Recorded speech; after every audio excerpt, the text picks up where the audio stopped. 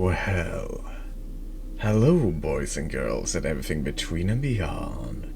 My name is V and welcome to Mycorrhiza, which might not be how you pronounce it, but I do my best. It's a visual novel. It's a demo. The full game will be released this month, I think. Maybe I think it's just a week or two from when this is uploaded. Or so. If it interests you, I would recommend check out the full story. I might just do it. Might play the full game in the future, depending on how much I enjoy it. But let's start this journey.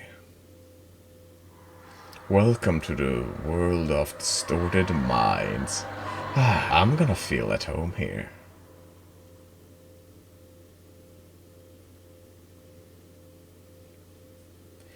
My eyes were burning. I felt like hot coals were lying on my eyelids. I slowly opened them and attempted to heave myself up from the cold asphalt. But I failed. My whole body was heavy, and my head felt like it was being squashed by a hydraulic press. That's one hell of a hangover.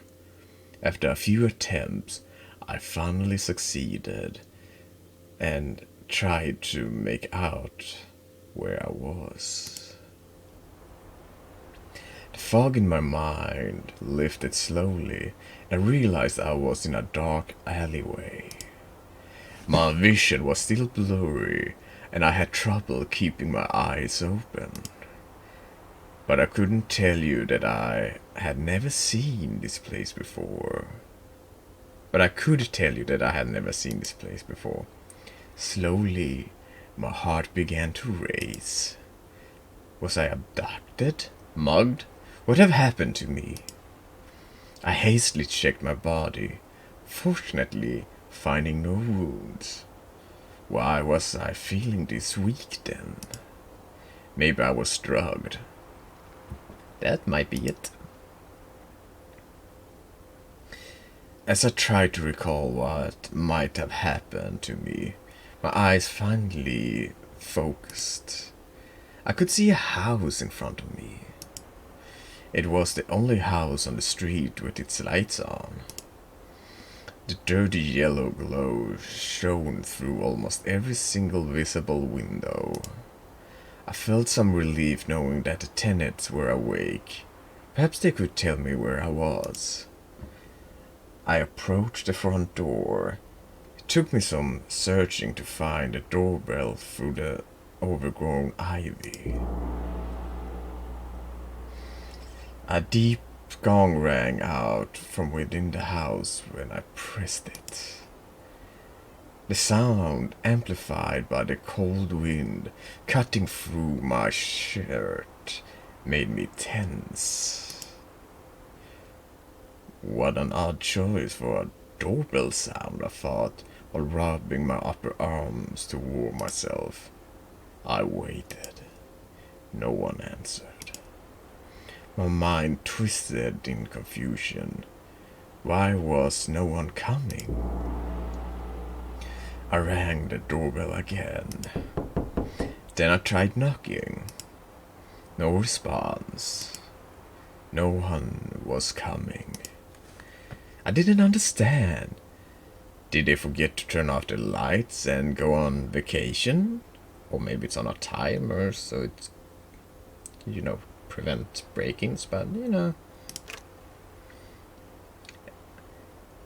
As a last resort, tried turning the doorknob and it actually opened. This worried me. Did something happen to the family living here? Perhaps I should find a phone and call the police. Suddenly a loud crash echoed through the streets. My heart started to pound as my body tensed up. I wanted to dash into the house, but my feet refused to move. What was that sound? Was someone out there? Pictures of otherworldly monsters and armed kidnappers popped into my mind, and my eyes scanned the darkness. The world was silent once more. I was still on edge, but my body slowly started to relax as I regained my composure. I decided I didn't want to find out what that was. Cautiously, I stepped through the threshold and firmly closed the door behind me. I entered a dimly lit hallway. The contours of minimalistic furniture were illuminated by the street lights outside. I felt an immediate lurch of guilt as I was trespassing into a stranger's home. Hello? Is anyone here? No answer. The house was eerily quiet. I cautiously ventured further down the front hall, stopped in front of one of the doors. A dim yellow light seeped silently through the bottom crack. I turned the knob. Locked. Then the next one. Also locked. They all seemed to be... I frowned. Why were the lights behind these locked doors lit? It gave me an uneasy feeling. The door at the very end of the hall was the only one that I hadn't tried yet. Grasped its handle and turned it slowly. It swung open to complete darkness. Once again my body tensed up while my mind started to conjure horrific images. A beast with a dislocated limb and crooked teeth creeping towards me from the darkness. A floor littered with corpses and walls stained with blood. Giant spider sitting in a corner, waiting for a chance to strike. My hand shook as I reached to flick on the light.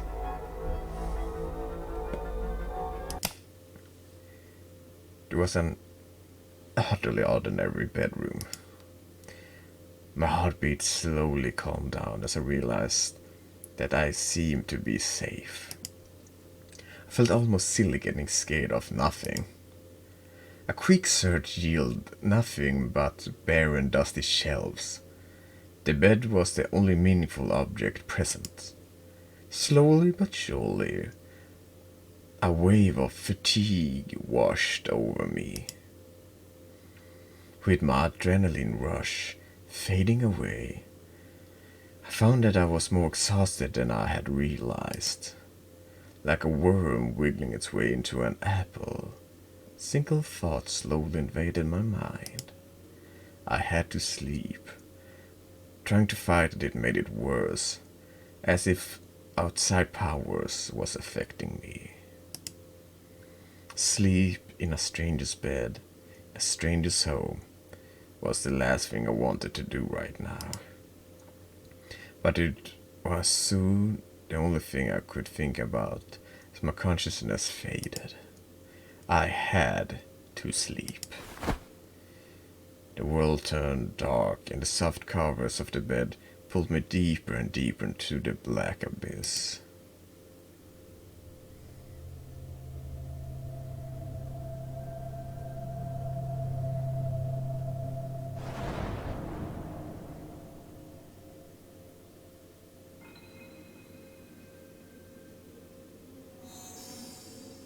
Hello. Goodbye.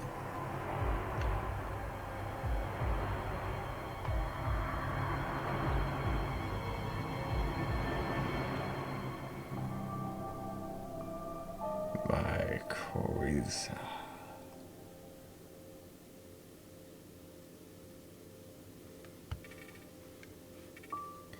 Choose a door to start. Alright, so that was the introduction.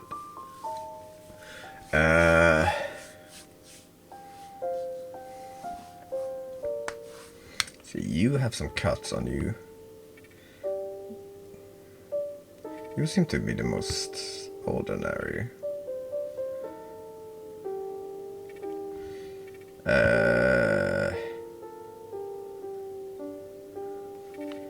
You have like stains.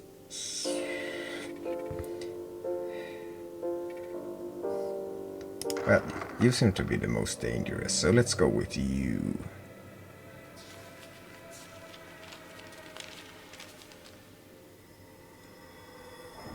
Pets or debts. I think it's pets.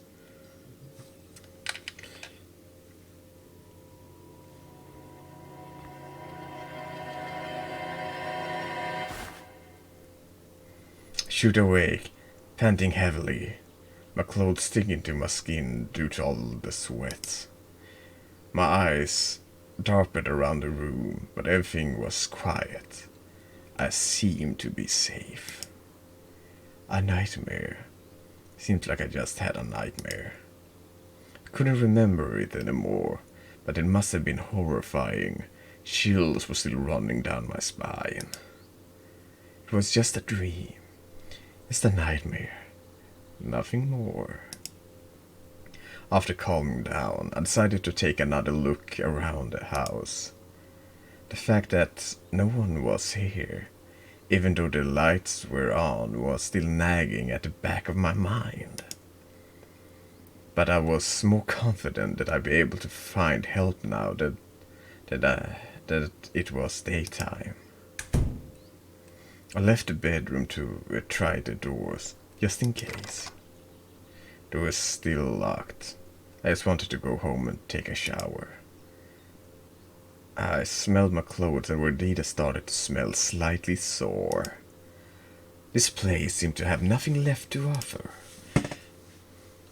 I'd be better off out in the streets now that it was daytime. If I wasn't missing my wallet, then I would be getting something to eat as well. I was starving. I left the house for the bright sunlight. The back street didn't seem so bad anymore. I found it to be rather cozy and quaint. I made my way down the path until I heard a faint sound of conversation in the distance. A weight lifted from my heart when I first glimpsed people walking around in a pedestrian area. There weren't many of them, and as I looked around, I got the feeling that this was a rather small town. Trees and flowers were planted at regular intervals, which gave it more of a rural atmosphere. It didn't matter. I could finally ask for help. "Excuse me, could you tell me where I am?" The woman blinked at my approach. She frowned and scolded in my general direction. "This is Xeraphina." She looked uncomfortable talking to me, so I thanked her and let her be. Xeraphina? I'd never heard of a town with that name. How did I end up here? The thought of being somewhere I didn't recognize scared me. Been there, done that. How was I supposed to get back home if I didn't have the slightest idea where to go? I took a deep breath to calm myself down. My next best bet would be asking someone to allow me to make a call from their mobile phone. I approached an older man in a business suit. "Excuse me, may I use your phone? I'm a bit lost and would like to call a friend of mine so he can pick me up." His lips curled into a grimacing frown. Sorry, I'm in a bit of a hurry. I approached person after person, but I had no luck. No one wanted to lend an unkempt, half-dressed stranger their phone. As I made my way through a side street, I overheard two elderly women. I heard of some violent incidents recently. Most got away with just a flesh wound, saying that they were attacked by someone or something. Yeah, I heard that too. I wonder if it has anything to do with the pet disappearances. I heard of another cat that hadn't come back in several days. I was so focused on the conversation that I almost ran into a girl. Mumbled an apology till I realized that she had approached me on purpose. Hi. Hi? You need to call someone, right? She extended her hand and offered me her phone. How did you know? I've seen you asking people for one. She nervously shuffled her feet and glanced away. Thank you, it won't take long. I took her phone. It was a red flip phone with a small panda hanging from a strap. What year are we in? The top bar reads May's phone. Background was set a picture of herself in a pedestrian area. Place in the picture looked oddly familiar, but I was slightly just imagining it. I brushed that thought aside and dialed a friend's number, but the call didn't go through. Tried again, but the results was the same. Maybe the phone was turned off? I tried my parents' house phone, then my job's front desk, then my boss' personal cell. Each time the call failed. I was sure that I had the right numbers. Maybe the phone had bad connection? Seems like the calls won't connect for some reason. Maybe we'll have more luck trying a landline. My phone does act up sometimes. You might be right. Still, thank you. Didn't want to hold her up anymore, so gave her the phone back. After a rushed farewell, I wandered off. I wanted to quickly look for another way to get in contact with someone I knew. It occurred to me that I should have asked for directions to the police station. I turned to look for her, but she had already vanished. As I made my way through town, I could definitely feel the tension in the air. She was right. Everyone was on edge. While I was passing by an alleyway, something caught my eye. They were too big to be rats. Couldn't really make anything out other than their ear glowing eyes. Maybe it was a cat gang searching the trash for food. Perhaps food. I was starving. But I couldn't possibly ask random people to feed me. Since my wallet was missing, I didn't have any money on me to buy something. Though, there were oddly tempting looking plants growing nearby. Butts fixed on sticks, steams were sticking out of the ground. Each plant was surrounded by a number of small mushrooms.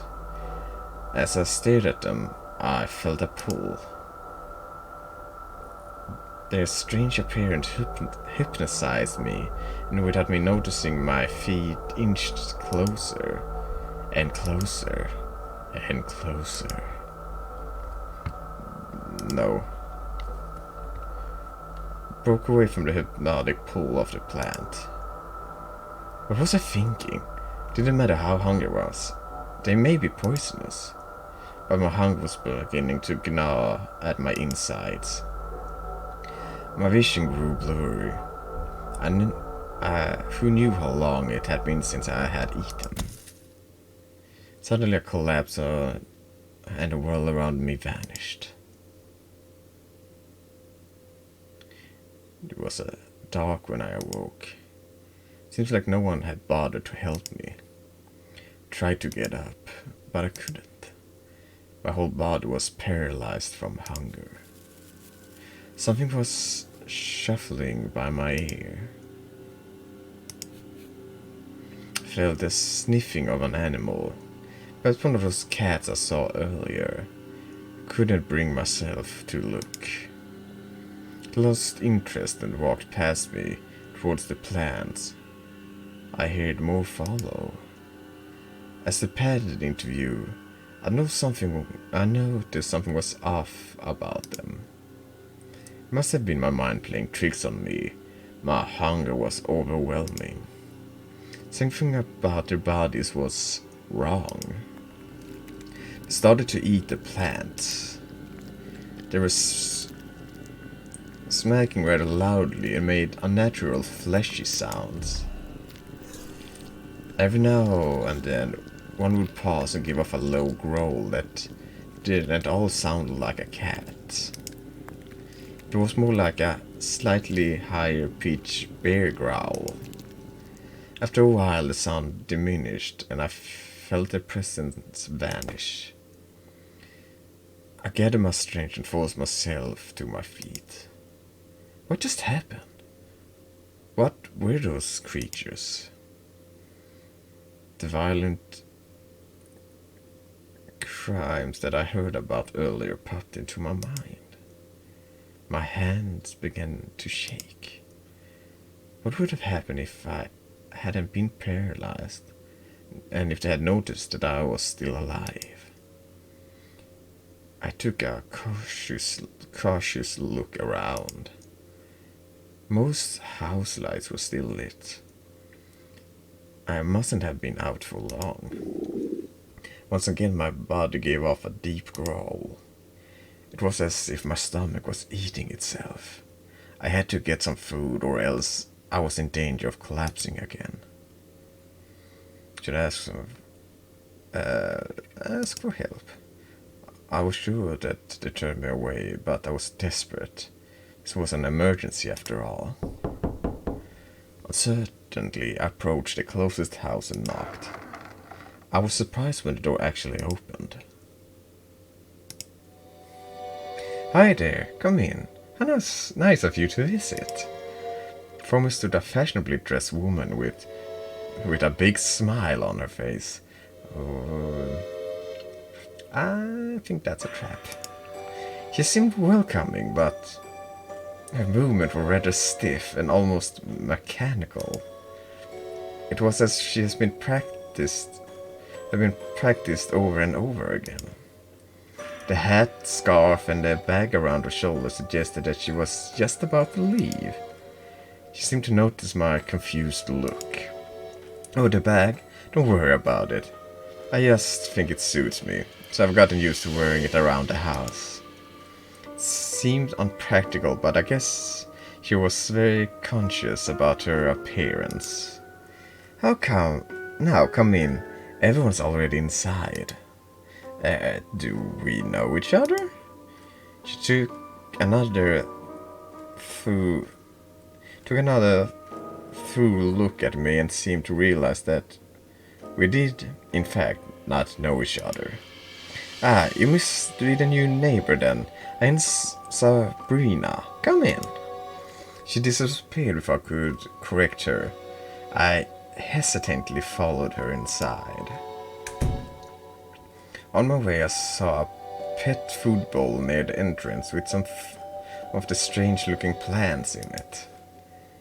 Huh? She'd been feeding those to her pet? I peeked into the living room. A man leaped to his feet as he saw me and stretched his big hands out to me. His coat suggested he was active in a scientific field and that he got in here right after work. On his other arm hung down limply. Hi there, it's nice to meet you. I'm Frederick. How are you doing? I reciprocated his firm handshake, and he cheerfully gestured to me to take a seat beside him. to my surprise, the girl who had helped me earlier was there as well. I believed her name was May. She gave me a small wave. It's starting to feel like a festivity. We should have neighbors get-togethers like this more often. Alright, this is... She turned and frowned in my direction while trying to remember a name she hadn't asked me for. Scott? I'm Scott. Right, Scott. He moved in nearby recently, I think. So I thought we should invite him as well. Certainly. It's nice to see you. No, it's not really. Alright, give me a second.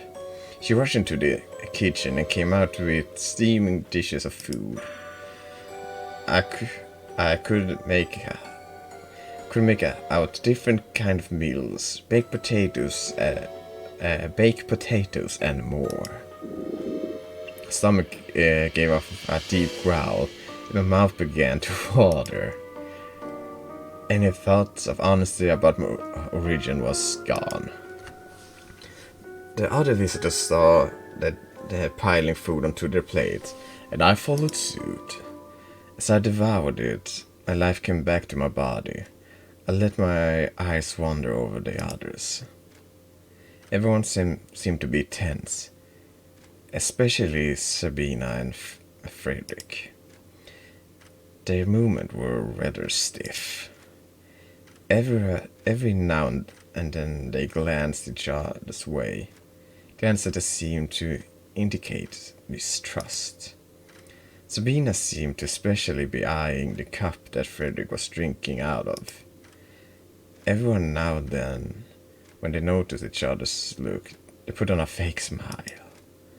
It seemed like she hadn't planned to be here in the first place. Was she dragged into it, just like I was? I was cleaning my plate of its scraps. Something important flashed into my mind. Excuse me, would you mind if I used your phone? Sabrina tisked. I'm afraid I don't have one. I never cared for those buggers. She looked over to Frederick. Maybe I can use yours? Of course. I can show you to my house once we're ready to go. I gave off a sign of relief and thanked Frederick. He waved his hand in the air. No problem at all. Please excuse me for one moment, though. He shuffled out of the room, presumably towards the bathroom. Alright, I'll make some more tea. She scooped up Frederick's cup and left me alone with May. Cleared my throat and nodded in May's direction. Thank you again for lending me your phone. I did appreciate that. You're welcome. Hope you will have more luck with the landline. Yeah, I hope so too.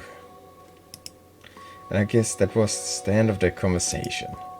Perhaps she felt uncomfortable speaking to a weird-smelling stranger. I'm going to go wash my dishes. And there she went. The other two were taking quite a while.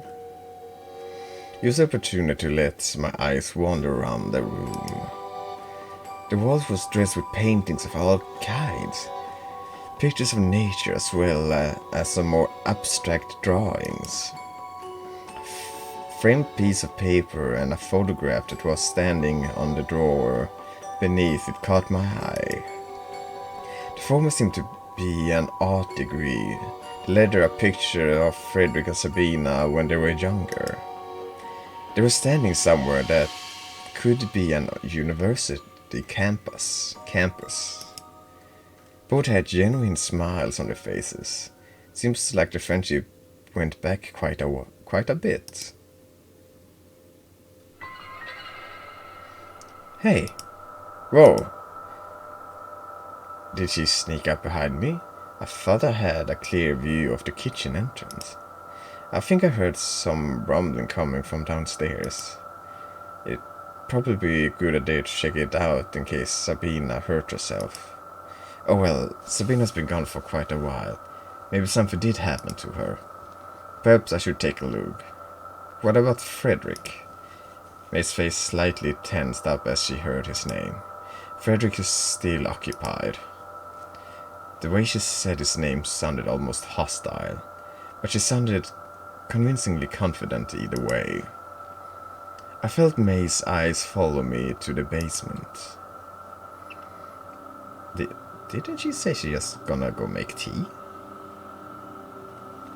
I squinched down the stairs. It was almost pitch black. I swallowed back my nerves and carefully crept down into the darkness. Maybe I should have called out to Sabina, but something told me not to. Why was she down here? Didn't she tell us she wanted to make more tea? That's exactly what I said. I managed to reach the bottom stairs and peeked around the corner.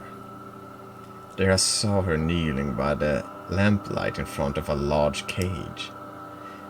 A basket of the strange plant sat beside her.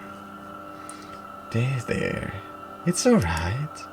Take a good sniff of the cup. We need to hurry, okay? I know that she's growing another one. I know he sent one after their parents. I'll avenge them and get rid of my biggest rival in one go. She held Frederick's cup to the bars. Something in her voice disturbed me. Whatever was going on, I wanted no part of it. I returned to the living room as quietly as I could. There you are, all ready to go? Upon hearing Frederick's loud voice, I jumped. What I had seen in the basement had made me anxious. I took a quick look around and saw that May was already gone. Sure, I'm ready. Leaving already? I just made some more tea. I turned to see Sabina standing in the living room entrance with a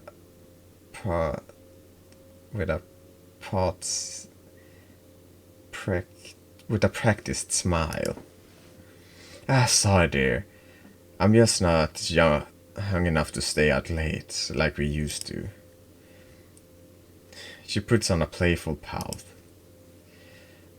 Oh, you do wound me. Come by again. You know you're welcome any time. We bid our farewells and set out into the cold night. I was glad to leave. What I had seen was still nagging on my mind. Frederick might be in danger. I had to tell him. I hesitated.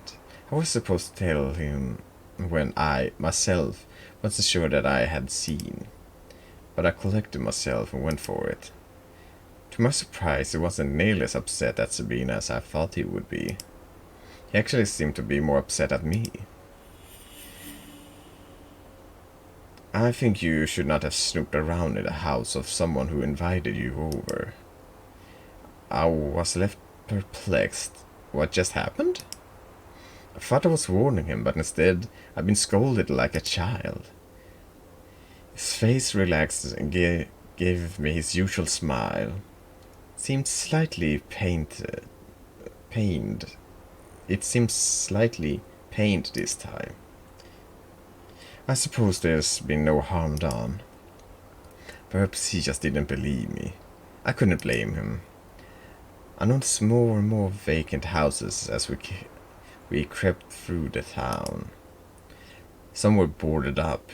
Doors had been left wide open. Why are there so many empty houses here?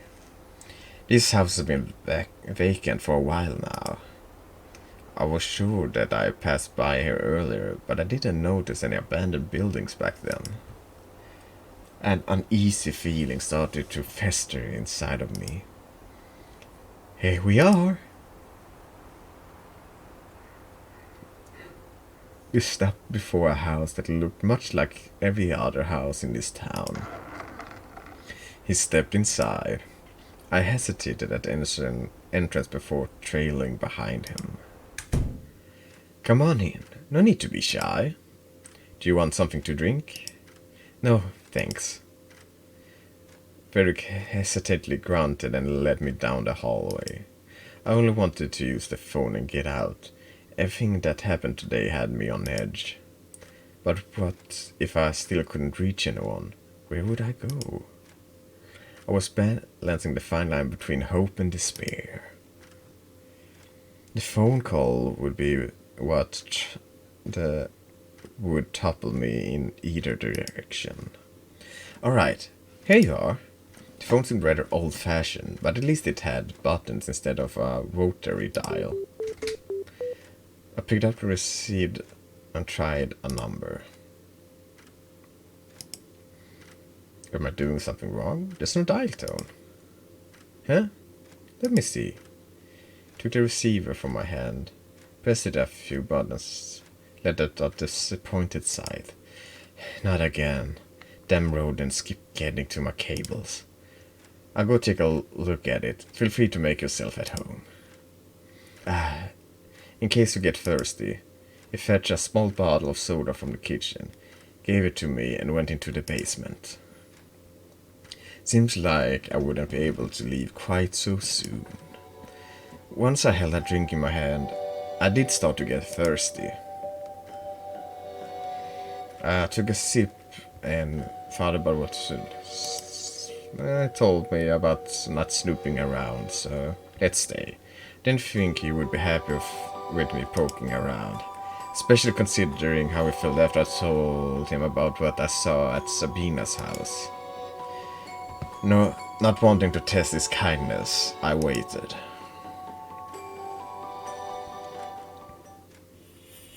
Alright, it's all done. I jumped. Sorry, I didn't mean to scare you. No, it's fine. That went faster than I had expected. Good thing I decided against snooping around. The phone should be working now. Feel free to give it a try. I'll give you some space. Call me when you're done. He took the bottle I had drunk from earlier and left through the hallway. I had an odd sense of déjà vu. I shook it off and started dialing some numbers. They were the same that I already tried on May's mobile phone. Once again, they failed to connect. How could that be?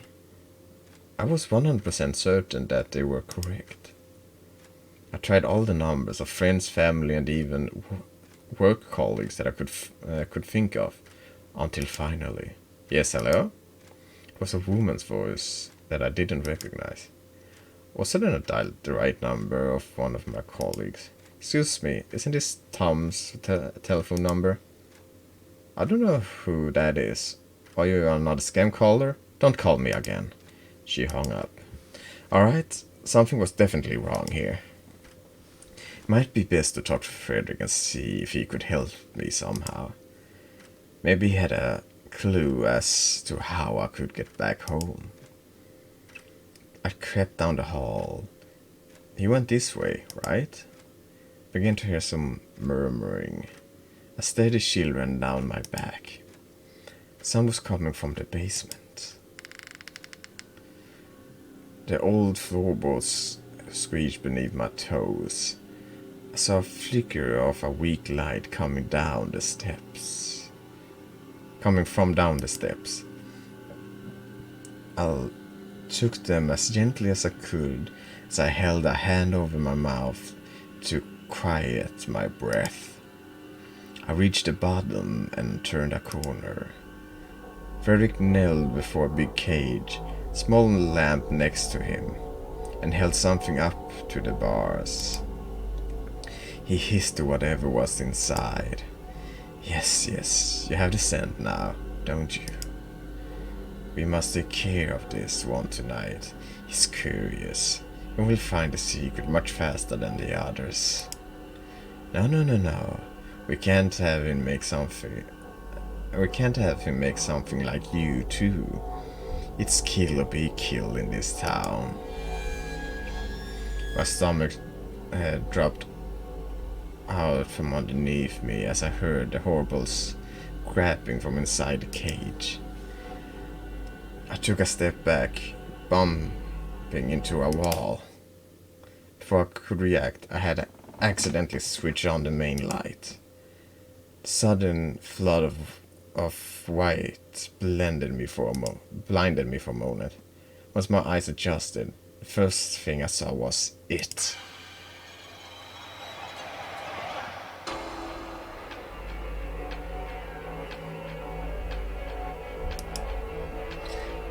Frederick was screaming at me, but I could barely think about him. I couldn't look away from that creature. I was cowering inside a dirty cage that seemed to be too small for it. It had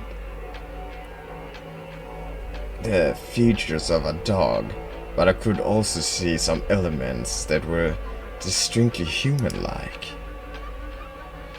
Its mouth was way too big, and the inside of it was filled with seemingly random set of teeth, at least something that resembled teeth.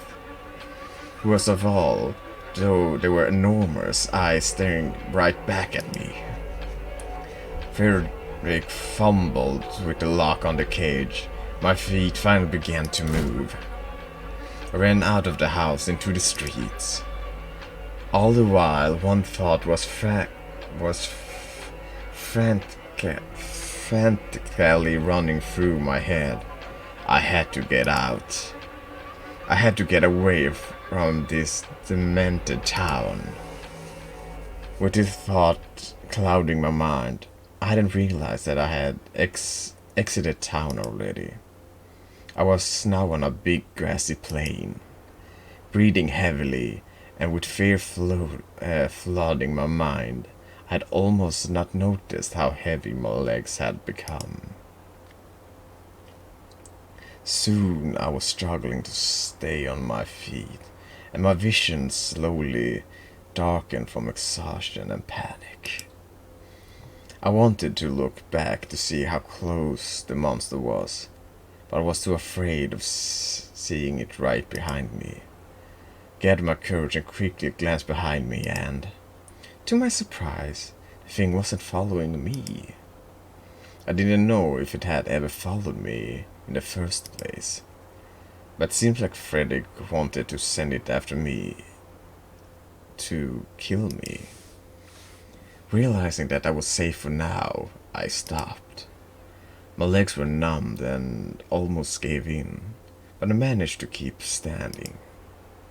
I couldn't believe that I had just seen what I had just seen. It couldn't have been real.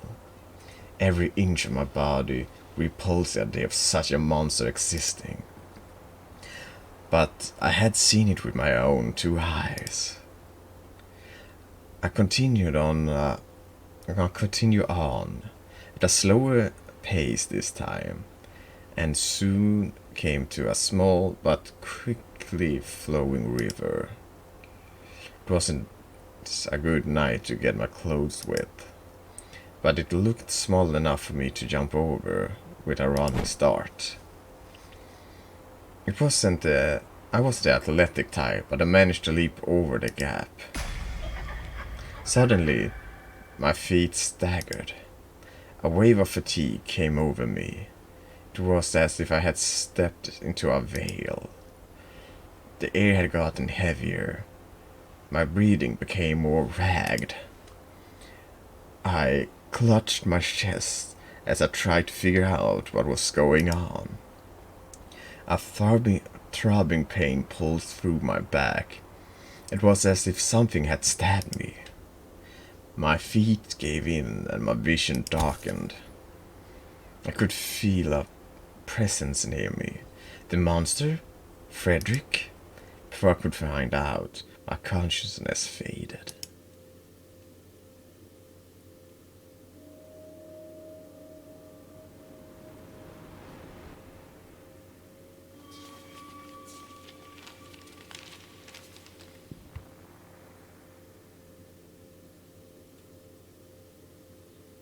we would appreciate if you would check out the full game.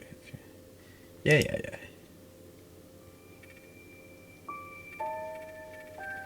Yeah, and that's my Mycorrhiza, or however it is pronounced, and I like it. I might wait to continue until the full game is out and do a full playthrough of it. And if you find this interesting, there's a link as always down in the description where you can find. I'm gonna link it to the itch.io page and where the date for the full release will be.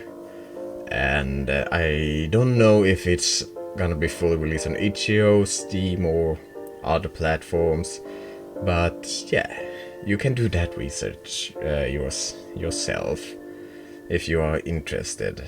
And as a visual novel, interesting story, very, what's the word for it? Mystic. But yeah, that's it for this episode. So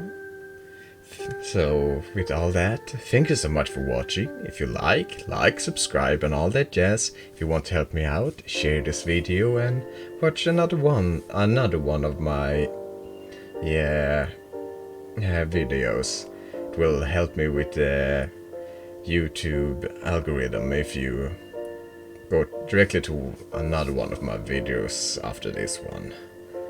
And with all that said, I will see you in the next stream or video. Bye bye.